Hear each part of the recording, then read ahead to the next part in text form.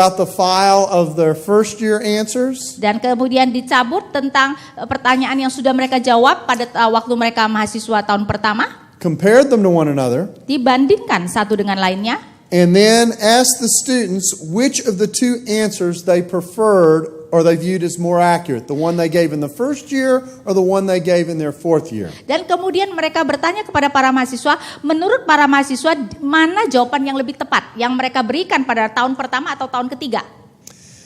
Crossan made the point that generally speaking, this study showed that people preferred their more recent answer to the question than the one that they originally gave. Dan Crossan berdasarkan ini kemudian mengatakan secara umum orang lebih setuju bahwa jawaban mereka yang paling sekarang ini ya itu lebih tepat. And so he was arguing that memory changes over time and we tend to like our more recent memories rather than our older memories. Dan dia kemudian menyimpulkan bahwa ingatan kita bisa berubah sejalan dengan waktu dan kita cenderung lebih menyukai ingatan kita yang sekarang. And with that he sat down. Dan dengan demikian dia kemudian duduk. He didn't have a Coca-Cola. Dia tidak minum Coca-Cola. So then it was my turn to get up and speak. Jadi sekarang adalah giliran saya untuk bicara. And my responsibility was to respond to what he said. Dan tanggung jawab saya adalah berespon terhadap apa yang dia katakan. And I made two observations. Dan saya melakukan dua observasi. The first was that we do not live in a memory culture today or an oral culture. Dan pertama adalah kita sekarang tidak hidup di dalam budaya ingatan maupun budaya oral. We, that is at least in the United States, aren't used to memorizing things like they did back in the ancient world. Jadi kita setidak-tidaknya di Amerika tidak biasa menghafalkan, mengingat-ingat kejadian seperti yang mereka lakukan di dalam dunia kuno. Because this is not our primary way of remembering things. Karena ini memang bukan jalan atau cara utama kita untuk mengingat sesuatu. We write things down. Kita menuliskan sesuatu supaya kita ingat. By the way, if I were speaking today about the same topic, I would note we record things, we digitize them, etc. Ya, lagi omong-omong kalau kemudian kita melakukan sekarang, saya memberikan seminar lagi, kita akan merekodnya. When you can rely on that kind of retrieval, you don't have to rely on your memory. Dan kalau kita bisa memakai cara-cara demikian untuk mengulang kembali, kita tidak bergantung kepada ingatan kita. So it's a different kind of cultural reality. Jadi ini merupakan dua realita budaya yang berbeda. So that was one problem with the experiment. Jadi itu adalah salah satu masalah dengan eksperimen tadi. The second problem with the experiment, in my judgment, is more profound. Tetapi saya rasa masalah yang kedua ini lebih mendalam lagi. The freshmen at Emory University had no interest or stake in whether the space shuttle flies or not.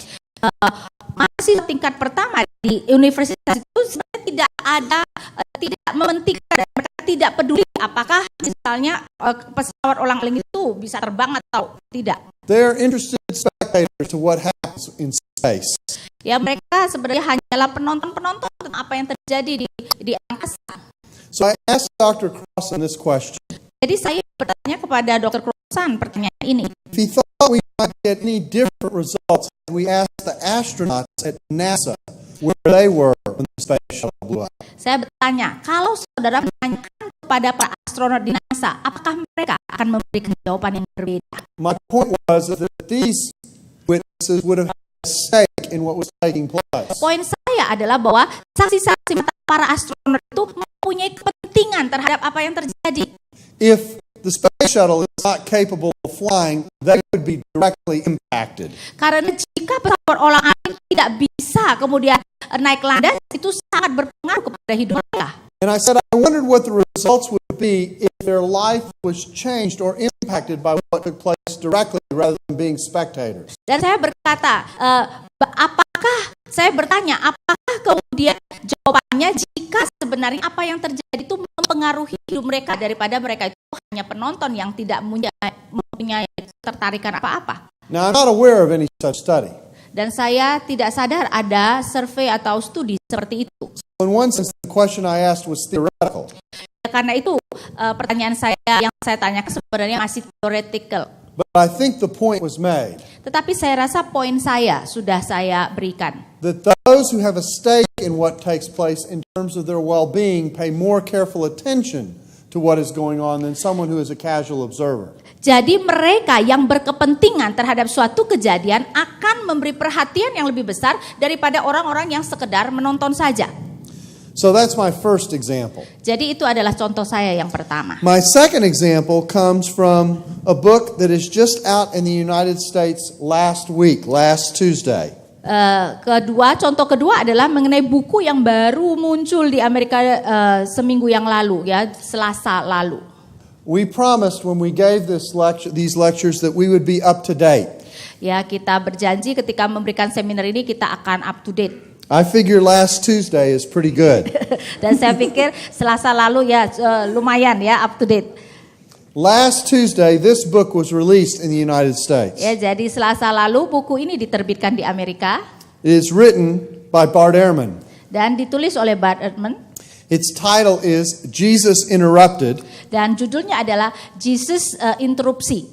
Revealing the hidden contradictions in the Bible and why we don't know about them. Dan ini menunjukkan mengenai kontradiksi di dalam Alkitab dan kenapa kita tidak mengetahuinya. He has a chapter on the historical Jesus. Dan dia menulis satu chapter mengenai Yesus sejarah, historical Jesus. I was so excited when I saw this chapter. Dan saya begitu tertarik ketika saya melihat pasal ini. I said I'll have to tell my Indonesian friends about this chapter. Dan saya mengatakan saya harus memberitahukan kepada teman-teman Indonesia saya mengenai pasal ini. And so I began reading. Jadi saya mulai membaca. And he talked about orality. Dan dia berbicara tentang oral. Remember I told you orality is a messy thing. Ya, ingat saya mengatakan bahwa memberikan berita secara oral itu merupakan sesuatu yang sebenarnya bisa membuat banyak kekacauan. And the claim is the more time you have, dan klaim adalah semakin waktu berlalu, semakin banyak waktu berlalu, the more the story can change orally. Maka suatu kisah itu bisa berubah lebih banyak lagi. And so the argument is the story was changing and changing a lot. Ya, jadi argumentasinya adalah kisah yang dicatat, kisah yang terjadi telah dirubah dan dirubah banyak sekali. Let me just read you a portion of the gospel according to Ehrman. Ya, jadi saya akan membaca Injil menurut Ehrman. This is how Christianity spread. Ini bagaimana kekristenan tersebar. Year after year, decade after decade. Tahun berganti tahun, 10 dekade berganti dekade. Until eventually someone wrote down the stories. Sampai pada akhirnya seseorang menuliskan kisahnya. What do you suppose happened to the stories over the years as they were told and retold? Menurut saudara, apa yang terjadi kepada kisah-kisah tersebut ketika kisah itu diberikan dan diberitakan terus? Not as disinterested news stories reported by eyewitnesses, but as propaganda meant to convert people to faith. Dan ini harus dilihat bahwa bukan saja diberikan oleh saksi mata, tetapi juga merupakan propaganda supaya orang kemudian tertarik kepada iman mereka. Told by people who themselves heard them 5th, 6th, or 19th hand. Dan diceritakan oleh orang-orang yang sudah mendengar mungkin dari urutan yang 5 ke 6 atau yang ke 19. Did you or your kids ever play the telephone game at a birthday party? Apakah saudara maupun anak-anak saudara pernah bermain mengenai permainan telepon? The kids sit in a circle and one child tells a story to the girl sitting next to her. Di mana anak-anak duduk di dalam lingkaran dan seorang anak kemudian memberitahukan suatu kisah kepada anak gadis yang duduk di sebelah dia. That was a lot of work for that short sentence. Who tells it to the next girl? Yang kemudian memberitahukan kepada gadis di sebelah dia. Who tells it to the next? Dan memberitahukan kepada yang sebelah. And so on. Dan seterusnya. I'm making these shorter so it'll work. Until it comes back to the one who first told the story. Dan kisah itu akhirnya kembali kepada orang yang pertama memberitahukannya. And now it's a different story. Dan sekarang sudah menjadi kisah yang berbeda. If it weren't a different story, the game would be pointless. Karena jika itu bukan kisah yang berbeda, permainan itu tidak ada artinya. Imagine playing telephone not among some group of kids of the same socioeconomic class from the same neighborhood. Bayangkan kalau permainan telepon itu bukan di antara anak-anak yang mempunyai budaya dan sosial keadaan ekonomi yang sama. That's a divine comment on the telephone game. But imagine playing it for 40 or more years. Dan bayangkan kalau kita bermain permainan itu sekitar 40 tahunan. In different countries. Di dalam negara yang berbeda. In different contexts. Di dalam konteks yang In berbeda. different languages. Di dalam bahasa yang berbeda. What happens to the stories? Apa yang terjadi pada kisah-kisah tersebut? They change. Mereka berubah. Is it any wonder the Gospels are so full of discrepancies? Tidak mengherankan kisah di dalam Injil begitu penuh dengan kesalahan. So that is the claim of what orality is. It's kind of like a telephone game where anyone can tell the story in whatever way they want and change it however they want. Ya, jadi itu adalah klaim mengenai bagaimana kisah secara oral tersebut, di mana seperti permainan telepon itu setiap orang bisa mengutarakan semaunya dia saja. Now I want to stress this is precisely what orality is not. Tetapi saya mau menekankan ini tepatnya bukan apa yang dimaksudkan dengan penerusan secara oral tersebut. This ignores the fact that many people who heard stories about Jesus heard them in a community context in the church. Dan ini mengabaikan kenyataan bahwa mereka yang mendengarkan kisah tentang Yesus ini mendengarnya di dalam konteks komunitas gereja. Told by ministers of the word. Diberitakan oleh pelayan firman. And we have anthropological studies about how oral cultures work. Dan kita juga mempunyai studi antropologis mengenai bagaimana budaya oral itu bekerja. And in these contexts, when the story is told, dan dalam konteks ini ketika suatu kisah diberitakan, there is someone else around usually who knows the story. Dan ada orang lain yang biasanya sudah tahu mengenai kisah tersebut, who oftentimes is in charge of being sure that the story is kept right. Yang sering sekali sebenarnya dia diberikan pekerjaan untuk memastikan bahwa kisah yang diberitakan itu benar. But anthropological stories are far too profound a way to make this argument. Tetapi studi antropologis ini mungkin terlalu dalam untuk memulai kisah ini. I'm going to use the greatest expert I know. Saya akan memakai ahli yang paling besar yang saya kenal. My grandson. Cucu saya. My grandson turns 4 next week. Cucu saya nanti minggu depan akan berumur 4 tahun. And his mother and his father, and every now and then I will read him a story. Dan ayahnya atau ibunya kadang-kadang akan membacakan dia suatu kisah. Or we will share a story. Atau kita akan berbagi satu kisah. Orally, we may not even be reading a book. Ya, bahkan kita memberikan kisah secara oral karena bahkan kita mungkin tidak membaca buku. He lives primarily in a more oral world. Dan dia tentu saja hidup di dalam dunia yang lebih utamanya oral. He's just beginning to learn how to put words together to read. Dia bahkan baru mulai untuk menyusun kata-kata untuk membacanya. And if I change that story, dan jika saya mengubah kisah tersebut, he lets me know about it. Dia akan menyatakannya kepada saya. Not only does he tell me that I don't have the story right, bukan saja dia mengatakan saya tidak menceritakannya dengan benar. He tells me what the right story is. Dia kemudian memberitahukan kepada saya cerita apa yang sesungguhnya. This is someone working in an oral culture. Ini adalah orang yang ada di dalam budaya oral. And they do it instinctively. Dan mereka melakukannya secara instinktif. If it's a story that matters to them. Jika itu adalah suatu kisah yang penting bagi mereka. And that really is my fundamental point. Dan itu sebenarnya merupakan poin utama, poin dasar saya. Orality was rooted in an apostolic witness and oversight. Dan bahwa penerusan secara oral itu terjadi di dalam budaya apostolik dan diawasi. And orality belongs in this context to a culture that's used to it.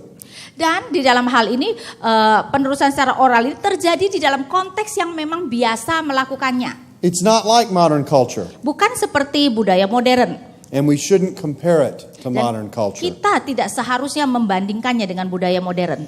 Now, in fact, when we study orality, we do find that there are various types of orality. Dan kalau kita mempelajari tentang penerusan secara oral ini, kita lihat ada beberapa tipe. There's the uncontrolled orality of the gospel according to Ehrman. Ada penerusan secara oral yang tidak terkontrol seperti Injil yang dikatakan oleh Ehrman. Where everyone can do what is right in their own eyes for the sake of propaganda. Ya, di mana setiap orang boleh melakukan apa yang benar di matanya sendiri hanya demi propaganda. On the other end, we have what we might call heavily controlled orality. Di satu pihak kita ada apa yang kita sebut penerusan oral yang secara ketat dikontrol. We have a model for this in the rabbinic schools of Judaism. Dan kita mempunyai model di dalam sekolah para rabi di dalam Yudaisme. Here the Torah and even the oral law were memorized. Di mana Torah dan juga hukum oral itu dihafalkan. Massive amounts of material. Padahal materinya banyak sekali. Committed to word for word memory. Dan mereka menghafalnya kata demi kata. I've seen this work more informally in Israel. Dan saya sudah melihat ini berlaku juga secara tidak formal di Israel. I gave a lecture several years ago at Ben Gurion University in Beersheba. Saya memberikan suatu seminar di satu universitas di Beersheba beberapa tahun yang lalu.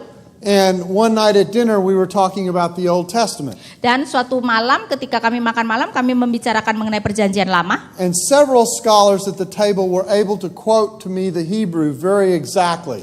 Dan beberapa ahli kemudian bisa mengutip kepada saya ayat-ayat dalam bahasa Ibrani persis sama. And some of them even had what I would call a concordance-like recall of the Old Testament. Bahkan beberapa saya akan mengatakan mereka mempunyai ingatan yang berfungsi seperti konkordans untuk mengetahui mengenai referensi-referensi di dalam You would give Alkitab. them a Hebrew word, Engkau memberikan satu kata Ibrani, they could tell you a half dozen to a dozen passages where that word dia appeared. bisa mengatakan antara 6 sampai belasan ayat di mana kata itu muncul. This sounds impressive until I think about it in my own language or perhaps in yours. Ya, dan ini bagi kita sangat terkesan bahwa kalaupun kita melakukannya di dalam bahasa kita sendiri. There are people who have read the Bible much of their lives, Banyak orang yang sudah membaca Alkitab seumur hidup mereka, and here's the point. dan ini poinnya. The longer and the more they read it, the better they know the story. Ya, mereka adalah orang-orang yang sudah membaca Alkitab seumur hidup. Poinnya adalah semakin banyak kita membaca, semakin banyak kita mendengar kisah itu, More of it gets committed to memory, maka semakin kita mengingatnya, and they remember more and more as the longer period goes. dan mereka sejalan dengan waktu mereka mengingat lebih banyak lagi. So again, time is not necessarily an enemy in orality. Jadi kita harus melihat bahwa waktu tidak harus menjadi musuh di dalam penerusan oral. Now there's a third model Dan ada model yang ketiga. that I actually think is what is going on in the Gospels. Dan saya rasa ini yang sesungguhnya terjadi di dalam Injil. It is a controlled kind of orality that has some fluidity in it. Yaitu ini adalah suatu penerusan oral yang ada dikontrol tetapi juga ada keluasan. And I actually think the Bible evidences how orality works and how it records the stories that it leaves for us. Dan saya rasa sebenarnya Alkitab mencatat bagaimana penerusan oral ini terjadi dan bagaimana kemudian kisah-kisah itu tercatat. In other words, our own Gospels and the book of Acts show us how orality worked in the first century. Dalam kata lain, kisah para rasul sendiri sebenarnya menunjukkan kepada kita bagaimana penerusan oral itu terjadi di dalam pencatatan Alkitab. I'm talking about how orality worked in the churches. Saya berbicara tentang bagaimana penerusan oral ini terjadi di dalam gereja. Let me just think of one example that should leap out to you if you think about it. Ya, saya akan memberikan satu contoh yang akan bisa kita renungkan.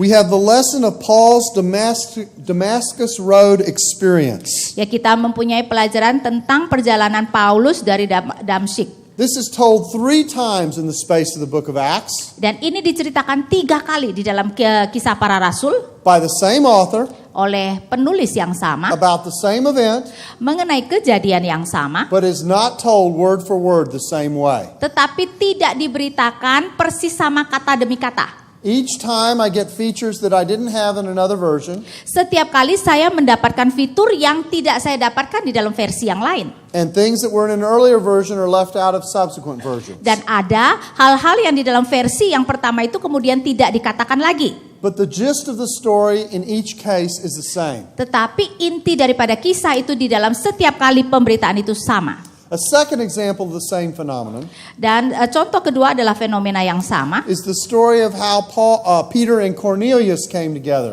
yaitu kisah mengenai bagaimana Petrus dan Cornelius bertemu. This is also told in multiple versions in Acts. Dan ini juga diceritakan beberapa kali di dalam kisah para rasul. And again we get the same pattern of gist with some fluidity. Dan juga kita bisa melihat pola yang sama di mana ada suatu keluasan. I could make the same point with several parallel stories in the Gospels. Dan saya bisa menekankan hal yang sama mengenai beberapa kisah yang paralel yang dicatatkan di dalam beberapa Injil, Where the same event is told, di mana kejadian yang sama diberitakan, but there is some variation. tetapi ada perbedaan. But the variation doesn't alter the core part of the story. Tapi kita melihat bahwa perbedaan itu tidak mengubah sebenarnya inti daripada kisah tersebut. Let me give you one fascinating example that Ehrman himself raises. Dan saya akan memberikan satu contoh yang sebenarnya Edmund sendiri kemudian katakan. Think about the time when Jesus is baptized by John. kita perhatikan waktu ketika Tuhan Yesus dibaptis oleh Yohanes Pembaptis. And there is a voice from the heavens. Dan ada suatu suara dari surga. And the voice from the heavens doesn't say exactly the same thing in all the versions. Dan suara dari surga itu tidak mengatakan yang persis sama.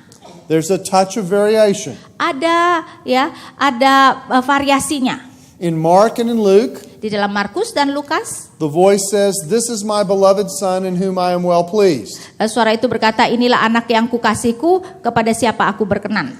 Ehrman in his book argues that Luke has a different reading from Mark here. Dan Ehrman berargumentasi bahwa Lukas mempunyai pembacaan yang berbeda dari Markus. He argues that the voice in Luke says, "This is my beloved son whom I have begotten," quoting Psalm 2:7. Dia mengatakan bahwa Lukas mengatakan inilah anak yang kukasihi yang telah begotten jadi apa ya?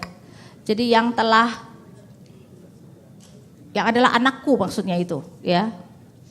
And this is a variant reading in the Greek tradition. Dan ini merupakan suatu pembacaan yang berbeda di dalam tradisi Yunani. But here's my point. Tetapi poin saya adalah In Mark it says, "You are my beloved son in whom I am well pleased."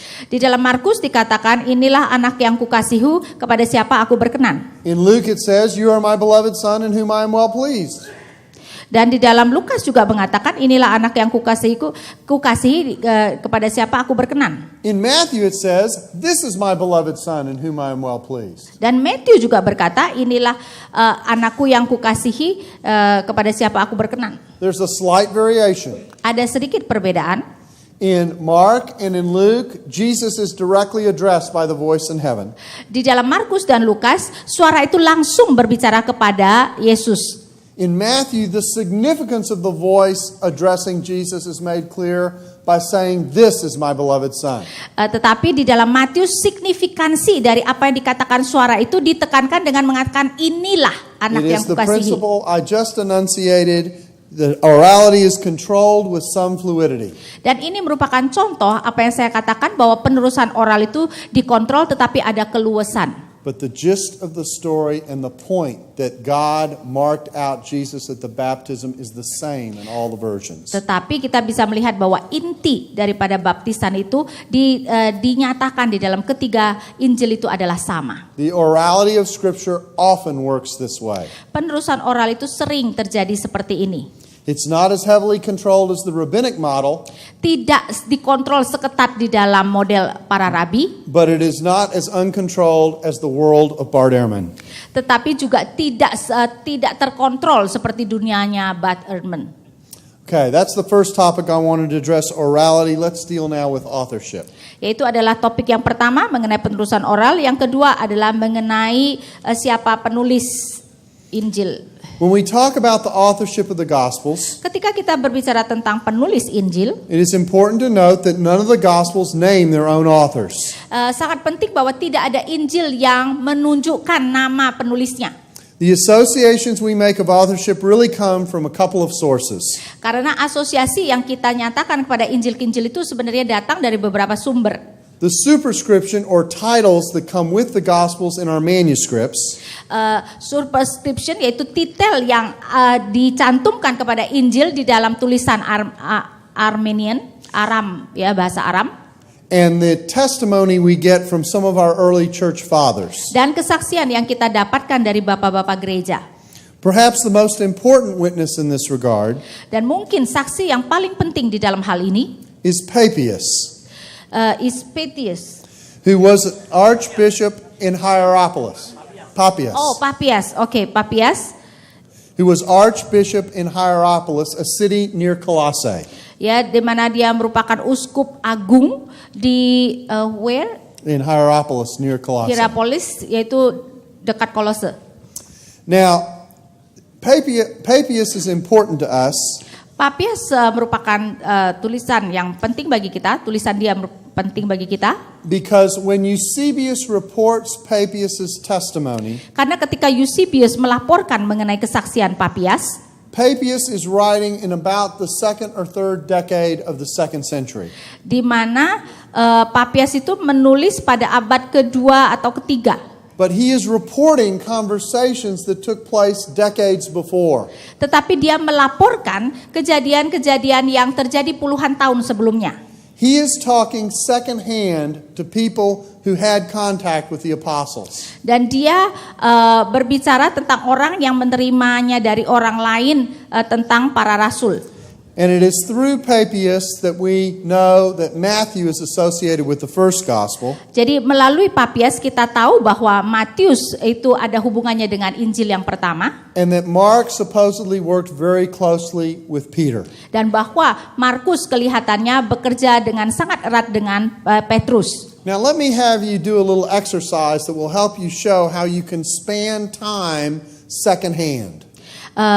Mari kita saya memperlihatkan contoh bagaimana kita bisa, what do you mean by spend time? Span time. You can reach back for testimony in time. Bahwa kita bisa kemudian menunjuk kepada kesaksian sampai pada awalnya walaupun kita adalah orang kedua ya, bukan saksi mata. It is now 2009. Sekarang ini tahun 2009. If I were to ask myself who I have had conversations with in my life and how far back in time I could go to an eyewitness. Dan kalau saya ditanyakan siapa yang sudah pernah saya berbicara di dalam kehidupan saya dan siapa yang bisa menjadi saksi mata. I have a grandmother on my wife's side of the family. Saya ada nenek dari istri saya who lived to be 100 years old. Yang hidup sampai 100 tahun. And who died about 10 years ago. Yang meninggal kira-kira 10 tahun yang lalu. Which means that I can reach back to someone's memory. Jadi berarti bahwa saya bisa saya bisa mencapai kepada ingatan seseorang. To someone who was born around 1900. Kepada seseorang yang lahir kira-kira tahun 1900. Who had conversations with people who lived in the middle of the 19th century.